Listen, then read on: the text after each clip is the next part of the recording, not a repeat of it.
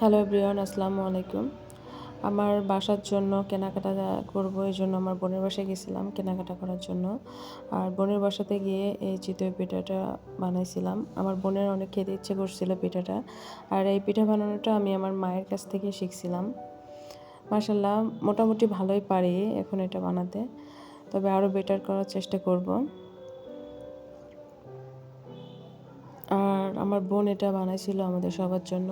ভাইয়া খেতে চাইছিল চিকেন পাকোড়া, এই জন্য সবার জন্য বানাইছিল। আসলে ওর হাতের এই পাকোড়াগুলো অনেক অনেক বেশি টেস্টি হয়, আপনারা না খেলে বুঝতে পারবেন না। আর এই তো এর পরের দিন আমি চলে আসছিলাম। আমার টুকিটাকি কিছু বাকি ছিল কেনা, সেগুলো আমি কিনছিলাম নিউ মার্কেট থেকে। একা একা শপিং করে আমি বাসায় চলে আসি। আর আমার মায়ের জন্য আমি এই জুতা নিয়েছিলাম। আর আমার বাসার জন্য এই কেনাকাটাগুলো ছিল। মশারি, পর্দা, পাপোশ এগুলো ছিল, আর বেডশিট, আর একটা ব্যাগ নিয়েছিলাম। এই তো।